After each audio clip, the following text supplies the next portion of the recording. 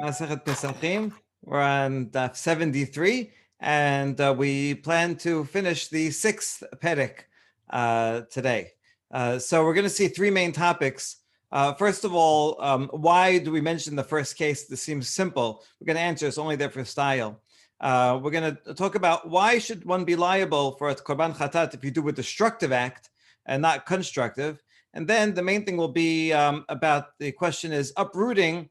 Do you have to uproot consciously, or if something changes, does it change its name automatically? Do I have to actually consciously change the designation, or can it happen automatically? First, let's review the Mishnah that we're going to be discussing, and then we'll jump right in. The Mishnah from a couple of dapim ago says, "Shechato shelo lo'chlav shelo limnuyav." If on the 14th, that's of Nisan on Shabbat, I do shechita for people that cannot eat or that are not registered, or larelim v'letamidin chayav, because this is an invalid korban. The only thing I'm allowed to do on Shabbat is a korban Pesach and tamid and musaf, but this is an invalid korban Pesach, so now I am chayav chatat. Did it by mistake, and for violating Shabbat, for killing something on Shabbat. If I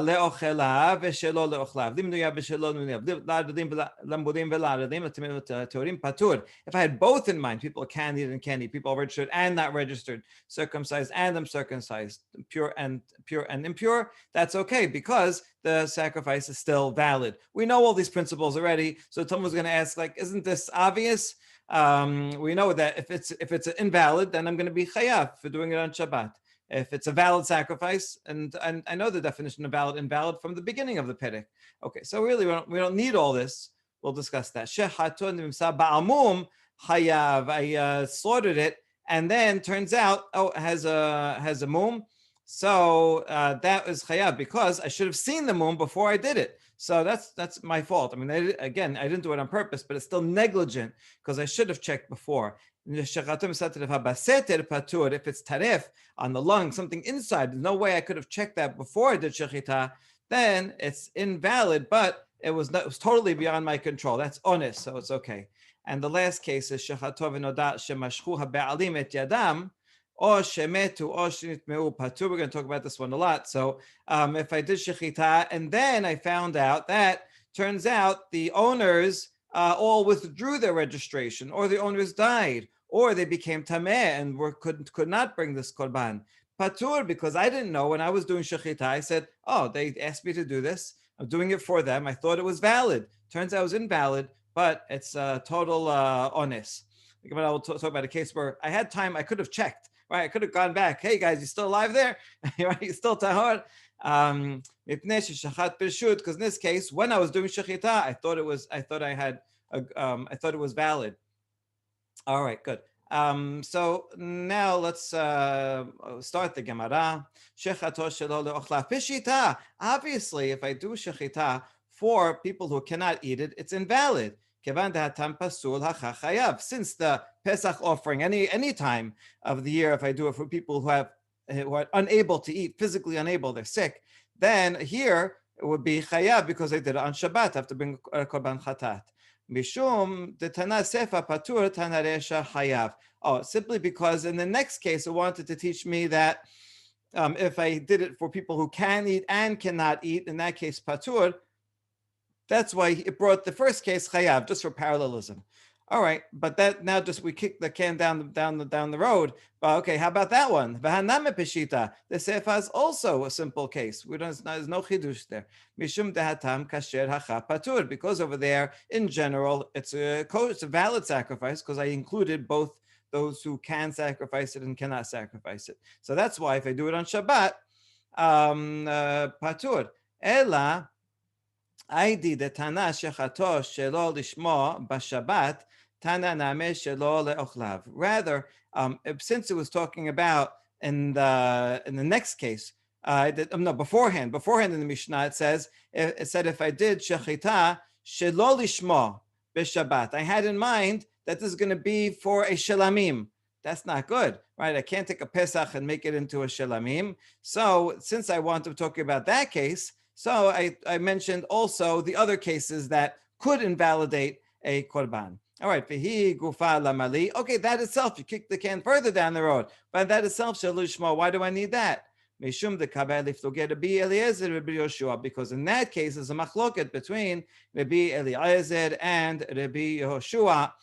When I take a shelamim and turn it into a Pesach, is that okay? So since we want to know the machloket, that's why I had to mention that case up above. And so since we talked about those cases, that's why we continue and talk about the cases here. So really, we don't answer the Peshita. It's not giving us any chidush. This is all simply for style and parallelism of the Perek of Mishnah. All right, good. Now, next question. Amar le Rav Huna bar Achinena libre. Ki azlat lekamed Rabbi Zerika be'amines. Listen, he tells his son, when you go into Rabbi Zerika, please ask him the following question. It's difficult. I can't figure out an answer. Livdei omer mekalkel b'chabura patur. Shechato shelo lochlav hayav. Maitiken. According to the opinion, this is back in Masechet Shabbat, that chabura, you're not allowed to make a chabura, you're not allowed to make a wound in a living being, an animal or a person. You can't make someone or something bleed. But the question is, if you're making it bleed, not for any constructive purpose. All right. So in general, most melachot, if you do something in a destructive way, so then you don't violate midday because you're only destroyed only if you do something in a constructive way. Regarding chabura, there is a machloket about that. Is it only if it's destructive, or even if it's only if it's constructive, or even if it's destructive? Because that's kind of like within the definition. So according to the one who says that any melacha, including chabura, if you do a destructive thing, patur. In this case, when I took an animal and I did shechita on Shabbat for people that cannot eat it, it's an invalid sacrifice. So what did I do here? I took a nice, beautiful animal and I did shechita, I killed it. It's not a valid sacrifice. I just have to throw it out. I have to burn it. So I did something totally destructive just now. So therefore, a destructive act, while I'm not allowed to do it on Shabbat midrabanan, midoraita, I didn't violate any melacha. It's only a destructive. So why should I have to bring a korban? Tiken. What did I improve? Okay, this is a good question. So his answer is tiken im alu lo yeredu. This type of animal, even though it's an invalid sacrifice, and we have to just take it out to burn outside the Bet HaMikdash, if for some reason, b'di'avad, someone took the innards and put them on the Mizbeach, then they remain there and they don't come down. So I did accomplish something that b'di'avad, these could be burnt on the Mizbeach. And before I killed the animal, that we wouldn't say that. I can't just take an animal and put it on the Mizbeach. But this one, even though it's an invalid sacrifice, it has some level of validity to the extent that the avad could go on the Mizbeach. So therefore, you see, I did accomplish something positive by doing shechita. It's not total mikalkel. All right, so we solved that case, but how about the next one? Shechatov nimsa ba'almum hayav. I did shechita, and it turns out it had a blemish. I could have seen it before, but I didn't check. And so in this case, hayav maitiken. So same thing here. All I did was I caused a wound. I did shechita, and this animal now has a blemish. It's totally no good. It's not good for anything, right? It's not even good to put on the mizbeach b'di'avad. If I would someone take a ba'al mum and put on the mizbeach, someone else would come and say, "Oh, that's the wrong thing. Has boom, take it off." So it really doesn't accomplish anything positive. So why should be chayav? Answer tiken bedukin sheba'ayin. If the mum was not missing a limb, if it's missing a limb, then you take it off. But if it's a small mum, a mum that's just in the eyelid or a cataract, some interpret that this to be in the eye of the animal, this is a minor blemish. Rabbi Akiva would agree with everyone that says if it's missing a limb, you take it off. But in this case, if it's only in the eye or eyelid, then if you put it on the mizbeach, you leave it there and it can be burnt. So you see, my shechita of this blemished animal did accomplish something positive, and that's why it would be chayav. Only be chayav if it was in fact in the eyelid.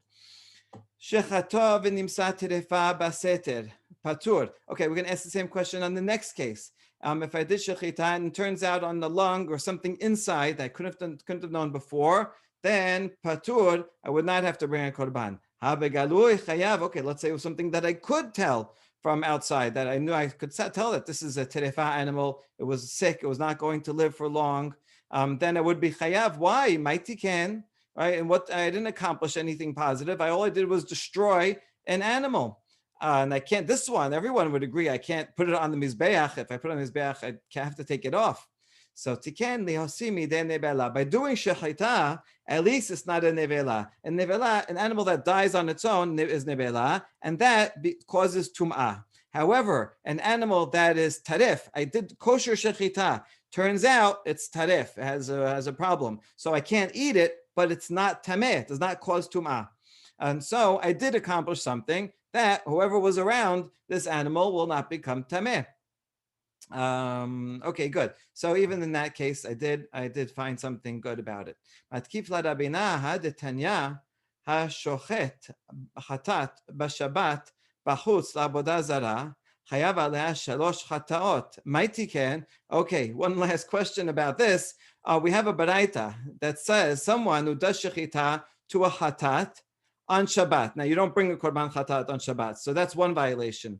He also did it bachutz, outside the Bet HaMikdash. You can't do that out for a chatat outside the Bet HaMikdash. It's second violation. And you made it for the sake of avodah zarah. That's a third violation of avodah zarah. If you did all that by mistake, okay, you really have to go study a little bit. But anyway, chayav aleh shalosh chataot. My tiken, in this case, what benefit did I had? All I did was take a perfectly good hatat animal. I destroyed it. It's not good for anything. It cannot be put on the mizbeach. It's tameh because it's avodah zarah. And so this would seem to be no reason why I should bring any chataot at all. All I did was destroy, nothing constructive.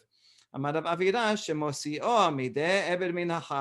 did do something constructive. At least if a non-Jew would come and eat this, anyone would come in and eat from it, they would not violate Ever Minachai, because if it was alive and they took a bite out of it, they would, right, or cut off a limb and ate it while it's alive, they would violate Ever Minachai. So the fact that I killed it, I helped out its status that no one would be able to sin by eating it while it's alive.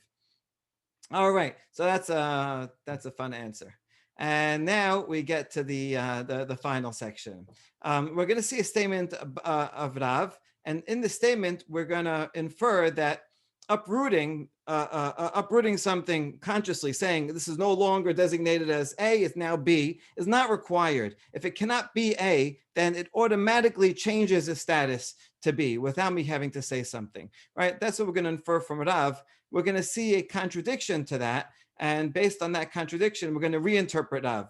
But then we're going to show that even that is not good, because another statement says uprooting is not required. So we just proved everything is required. Then we're going to prove it's not required. So then we're going to say, okay, forget that. We'll leave it off as is and say the thesis is everything's not required. But once we do that, we have to now reinterpret this Mishnah, and we'll do that in 2 attempts, and the third one will be successful.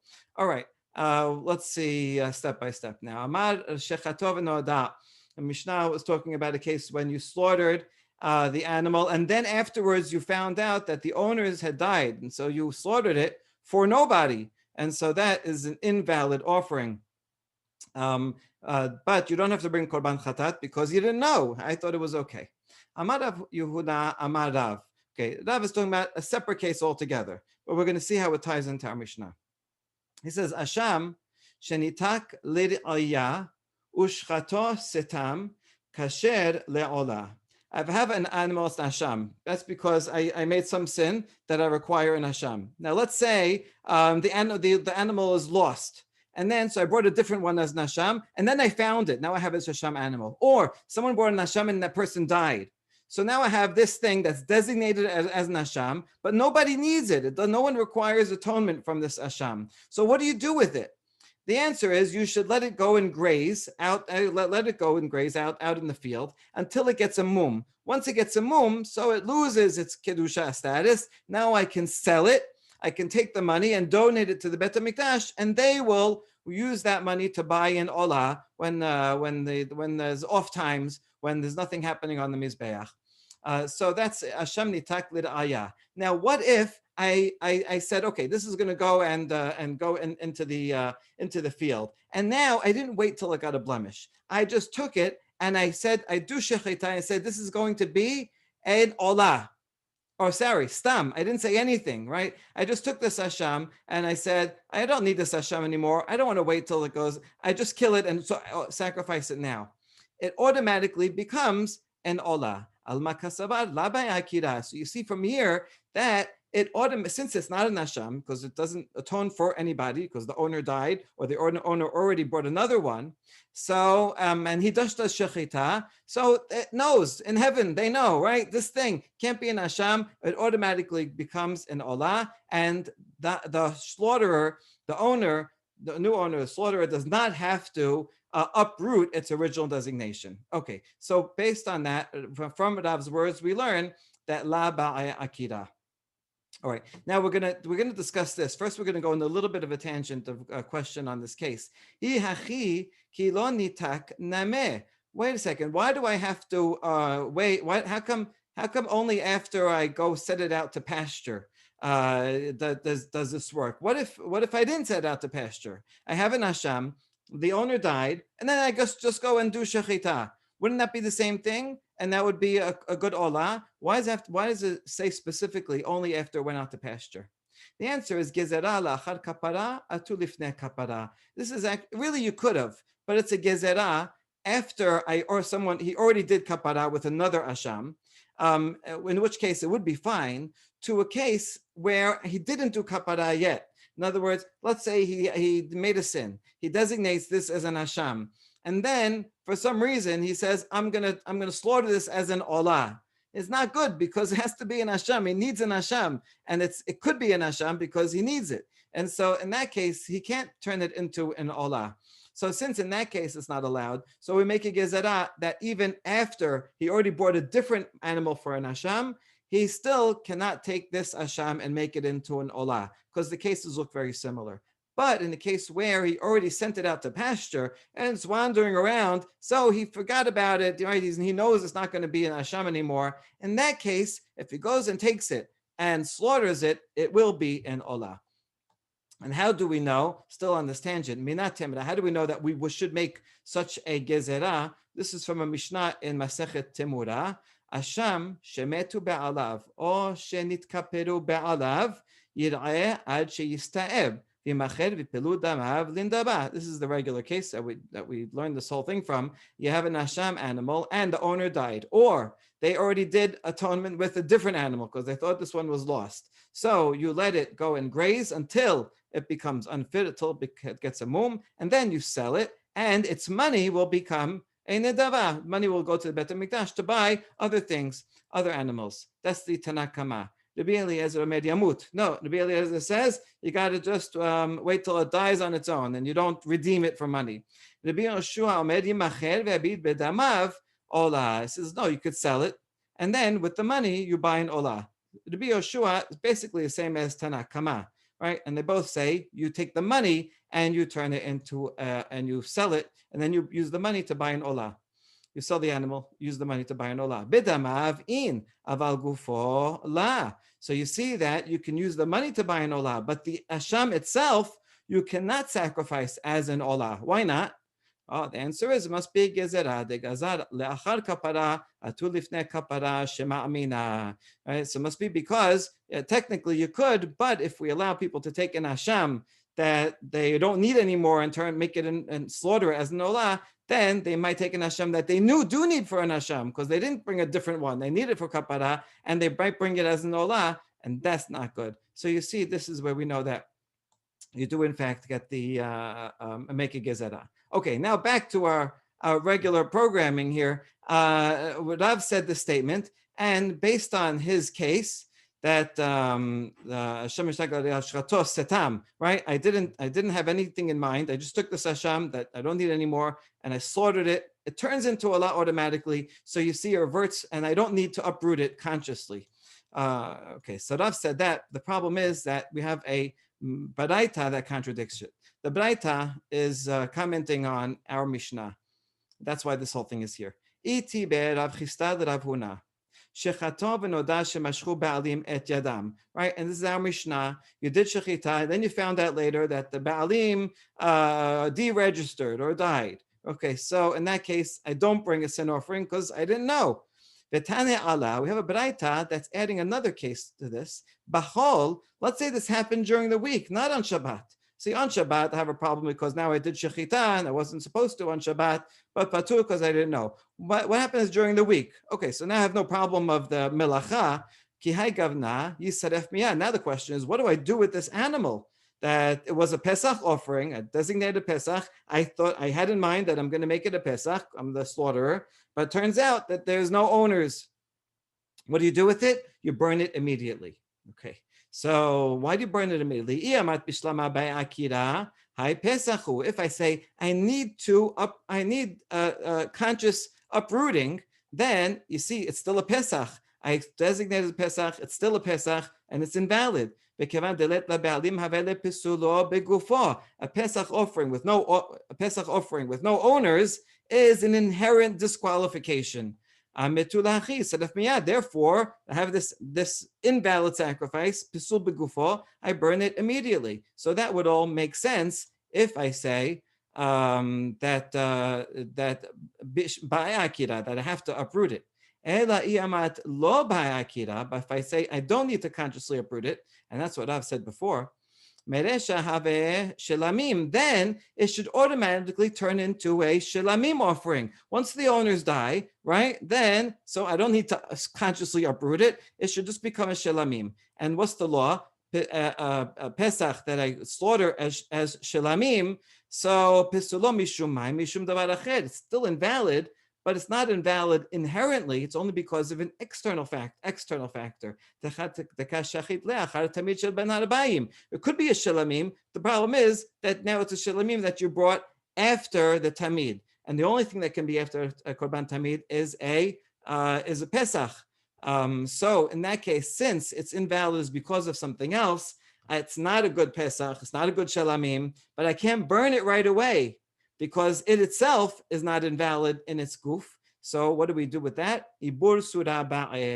So we leave it overnight up on the side of the mizbeach, and until it becomes notad, or until equivalently until it decays and doesn't look like meat anymore, and only then can we burn it. So this is a general rule we have right here. The Tanya zeh kelal kol shepesulo begufo yisaref miyad.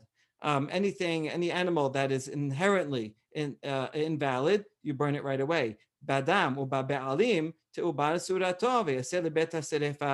If I did something wrong with the blood, or there's something wrong with the owners, like in this case, so then you have to wait until it becomes in itself invalid, and only then I can burn it.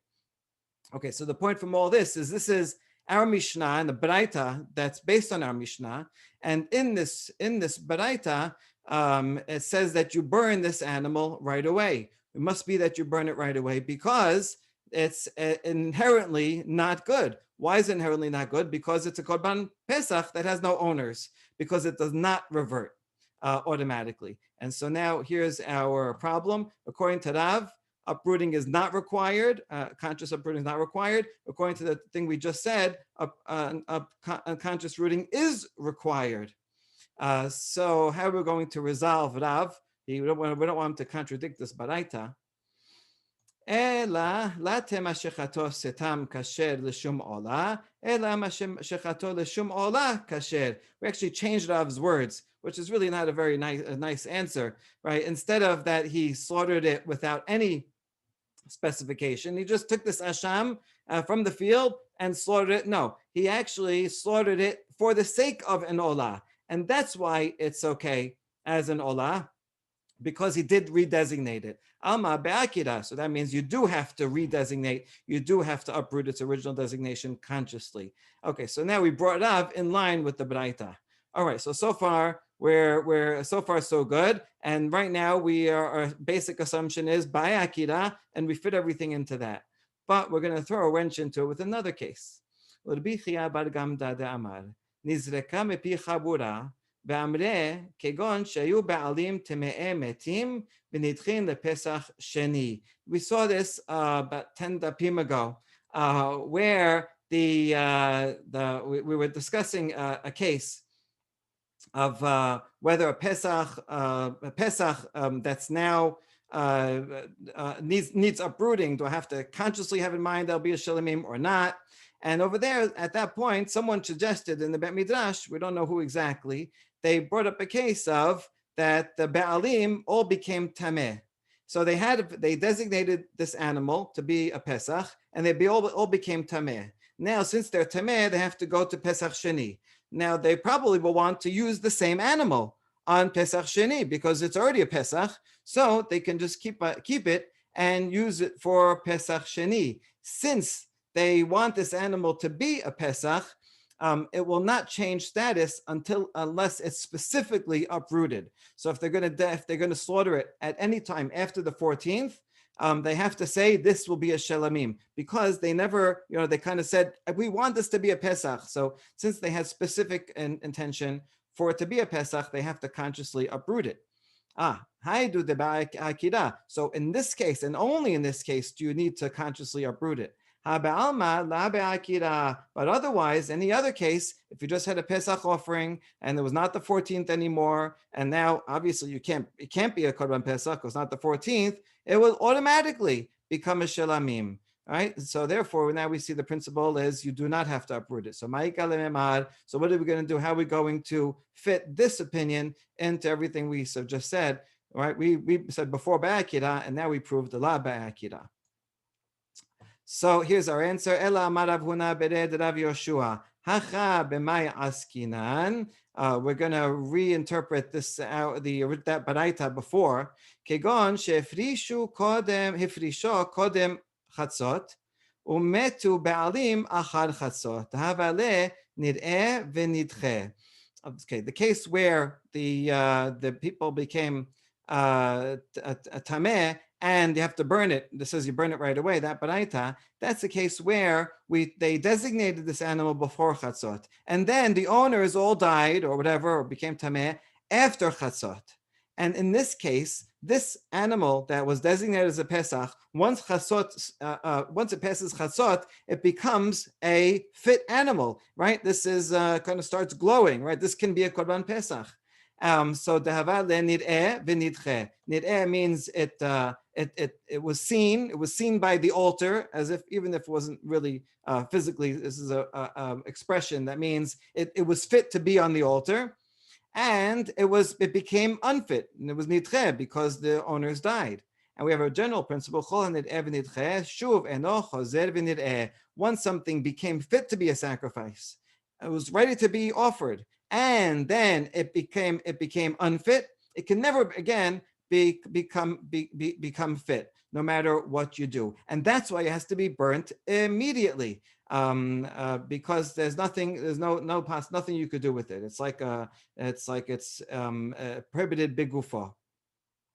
So it's talking about that case. If the owners had died before chatzot, then this animal actually never became fit to be a sacrifice. In that case, it could possibly turn into something else. And in that case, if I slaughtered it as a Pesach offering, then you could say automatically it will turn into a shelamim, and then that would be that could be okay, except that it was after the korban tamid, and then it would only be a pesul because of something else. But in this case, because we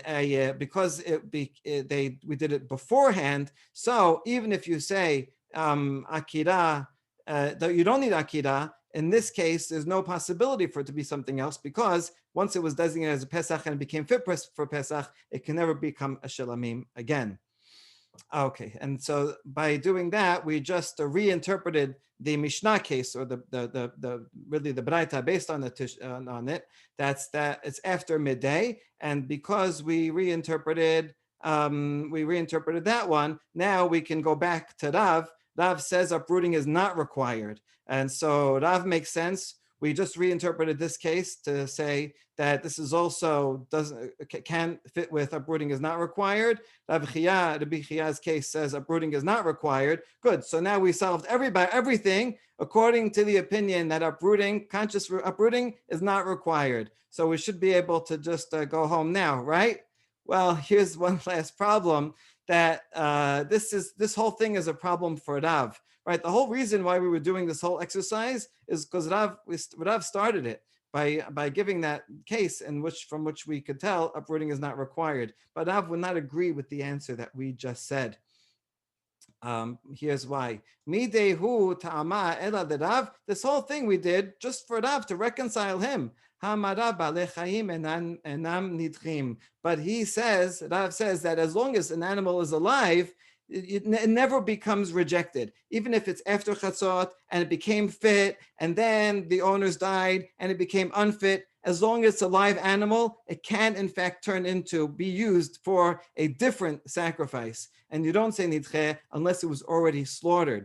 So therefore, this answer does not work. So we need another one. Ela amarav papa hamaneh Rabbi Eliezer. So let's try again, and let's say that baraita that we had with the Mishnah that says you have to burn it right away, maybe that's in fact the opinion of Rabbi Eliezer. Amar v'chen hashochet acherim l'shem Pesach pasul t'havale pesulo begufo. He says if someone takes a different animal and does it l'shem Pesach shelamim and makes it l'shem Pesach, it's pasul and it's begufo. So in this case, what happened? We had this korban Pesach that had owners. Now the owners died, right? And I didn't know. I'm the slaughterer. I thought that they're alive. So even if you say it does revert from a Pesach to a Shelamim because there's no owners, now it's a Shelamim, but I had in mind as a slaughterer for it to be a Korban Pesach. And Rabbi Eliezer, against Rabbi Yoshua, right, says that in such a case, the whole thing is pasul. And it's a pasul begufo. That's why you have to burn it right away. Okay, so this might be able to answer the question. Ve'i Rabbi Eliezer he hatat nameh mechayev. Let Rabbi Eliezer to'eh b'dvar misvah patur. Hold on, here's a problem. If it is Rabbi Eliezer, he says that in such a case I also have to bring a chatat, because even if I ended up doing a mitzvah and making a shelamim, that was only Rabbi Yoshua that says if I did an error and it ended up turning into a mitzvah, then I don't bring a korban chatat. But according to the Eliezer, I do bring a korban chatat. And that's the problem, because in our Mishnah and that baraita, it just says you burn it. It doesn't say you bring korban chatat. So the Eliezer is too stringent to be the author of that baraita. Ela tergema Rav Yosef bered Rav Salah Chasida kemed Rav Papa Hamane Yosef ben Honai. So it's another opinion of Yosef ben Honai. He agrees with Rabbi Eliezer's first thing, but he doesn't agree with Rabbi Eliezer's second thing. So this he can work out. This is going to be our final answer. Ditnan Yosef ben Honai omer hanishchatim l'shem Pesach ul l'shem chatat pesulim. If you take some animal and you make it l'shem Pesach or l'shem chatat, that sacrifice is invalid. Alma pesulo begufohi mishum hachi yisref miyad ubifture sabar la kedebi Yehoshua. So you see that if you designate the animal and do it for the wrong thing, it's pasul begufo. That's why he would burn it. And even though even if you say that it switches, that's why it could fit with Rav. Even if you say uprooting is not required, fine. Okay, so it's a shelamim, but the slaughterer didn't know that. He had in mind that it would be a Pesach, and so therefore it's pasul legufo, and he does not. And regarding the korban chatat, he agrees with Rabbi Yoshua that since in the end they did a mitzvah, don't bring a korban chatat. All right, so that actually is the answer. There's one more attempt that we're going to end up rejecting, and so we'll come back to that answer. Rav Asher Amar. Rav Damar Kedebi Ishmael Beno Shel Rabbi Yochanan ben Beroka. Right? Maybe Rav, in fact, is not consistent with this baraita. Rav says uprooting is not required. This one says uprooting is required. But Rav doesn't have to follow this baraita because he has another Tana that he can rely on. And that's this one, the Tanya, Rabbi Ishmael Beno Shel Rabbi Yochanan ben Beroka Omer. Im yesh shahut bayom leda im mashchu be'alav et yedehem or shemetu, or shenitmeu, hayav. If I'm the slaughterer, I have this animal, they said, go and slaughter this for us. If there's time during the day, I have an hour, I'm just waiting around for the next shift, and I have time to go and check to see, hey guys, are you still registered? Are you still alive? Are you still tahor? And if I didn't check, so then chayav, because I'm negligent. I mean, I didn't do it on purpose, but I could have checked and I didn't. So that's the slaughter is chayav. Ubar surato. And in this case, I can't burn it right away. I have to wait until it becomes notad, or disfigured, and only then burn it. Now, why? My ta'ama, lav mishum de la ba'e akira. So isn't it the reason? Because it does not require uprooting. That this will because the owners died, it will automatically become a shilamim, and therefore it's not a pesul begufo, but rather an external thing that I took a shilamim and I did it after the korban tamid, and that's why I have to wait. And so you see that lo ba'akira, this fits with Rav, and Rav can follow this baraita. All right, so this would be a possibility, but not necessarily. Mimai dilma mishum de savar la ketana de rabba bar abu. Amar afilu pigul name ba'e ibur surah. The yalif avon min notar. It turns out there's an entirely another opinion of the Beit Abba Abu, and he says even something that's pigul, that's like the worst thing. That's something definitely a problem big gufo. You still have to wait until it becomes notad or disfigured, and you don't burn it right away. He learns this avon. It says that word regarding pigul and regarding notad, and so just like notad, you burn it right away. So too pigul. Just like he learns it right that. Right, so just like notad have to wait, so to pigul you'd have to actually wait until it decays, and so to in this case, even if it's a problem bigufo, you would still have to wait. So the fact that he says that to bar surato is not necessarily because he thinks lo be'akira. Could be he says you have to wait till to bar surato because he thinks all invalid sacrifices you have to wait till to bar surato, even if it's a problem bigufo. Okay, so Rav therefore is not necessarily in line with that. So dilo temahachi, and in fact we're going to prove that this has to be the case here. Nitmeu ba'alim ma'ika lememar. What if the owners became tameh? Havadai ba'akira. The owners who became tameh, they want to hang on to this korban pesach because they could use it a month later. And so for sure you need to uproot it consciously. So, but it has the same law as all the others. So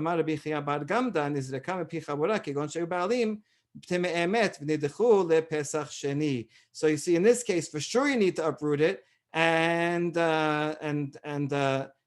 nevertheless, it has the same law as when the owners died. And so it's the reason why you would have to wait and burn it is because of the Beit Abu's reason.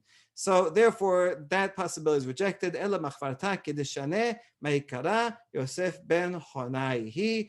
So we go back to the answer that is in fact Yosef ben Honai, who agreed to be Eliezer on one matter, but not on the other matter. And now we're able to resolve Rav and all of the opinions and all of the other sources regarding uprooting not being required. Hadran alach elu devarim. Chazakim ubruchim, completing the perek.